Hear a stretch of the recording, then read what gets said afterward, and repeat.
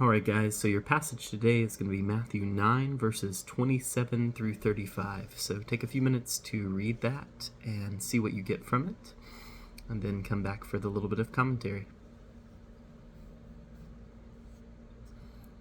And so as we get into this, we're seeing a pattern of Jesus healing all sorts of ailments, and once again, he even heals demon-possessed people. It feels like the last few chapters of Matthew that we've read, it's been full of these things. And as we've gone through, I've tried to kind of hit on different points, discuss some of the different aspects about it. But one of the things we haven't talked about so far, at least not in depth, is the response of the people who witness these miracles.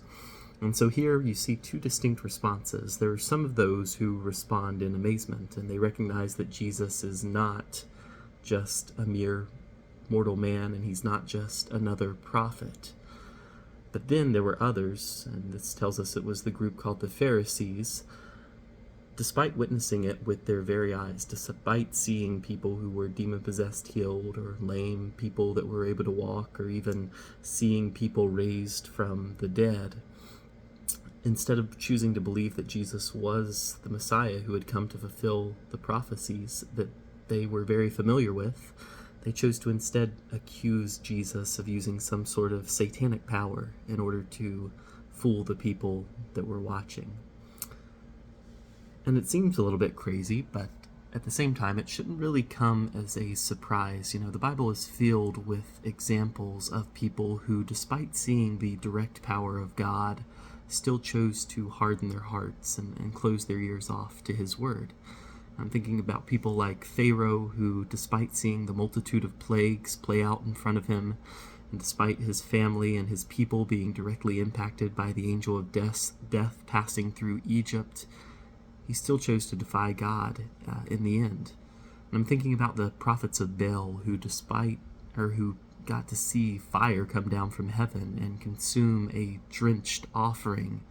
And they still chose to die for their false god, even though they had seen the power of the true God of Israel. But for anyone who's ever shared their faith with others, this probably doesn't come as much as a surprise, because you've probably encountered these type of people before, that no matter what we do, they're not receptive to hearing about God, and they're just simply not going to believe.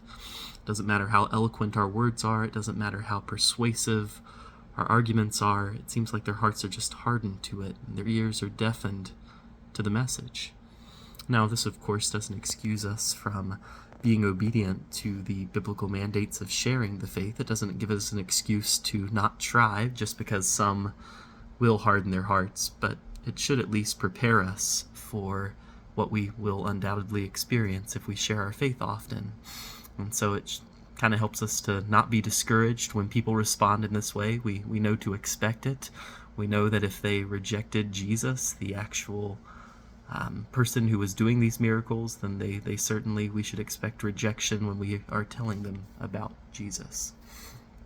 And so as the passage moves on, as it's kind of starting to come to a close, we kind of see a summary statement talking about more miracles that Jesus was doing, more signs and wonders that he was doing. And this undoubtedly covers maybe weeks or even months of his ministry. It said he's going through all these towns and working all these different signs and wonders. And it's just, once again, kind of a theme that we're seeing in Matthew. It's an affirmation after affirmation that Jesus is the Messiah who was prophesied to come. If you go back to Isaiah 35 verses 5 through 6, this is what the prophet said. He said, "The eyes of the blind would be open, the ears of the deaf will hear. The lame man shall leap like a deer, and the tongue of the mute shall sing for joy." And so what's cool about this prophecy is we see this one answered just a short while later in Matthew. We'll actually get to it in a few days. It's in Matthew 11, and at this point John the Baptist has been imprisoned, and I would imagine as he's sitting in prison, he has this extra time to think, and he just really wants some reassurance that Jesus really is who he believed he was. And so John sends some servants to Jesus, and they basically ask, are you really the Messiah? And so Jesus gives them a message. He says, "Go back and tell John this, that the blind receive sight, and the lame walk, that the leopards are cleansed, and the deaf hear, that the dead are raised and the poor have good news preached to them.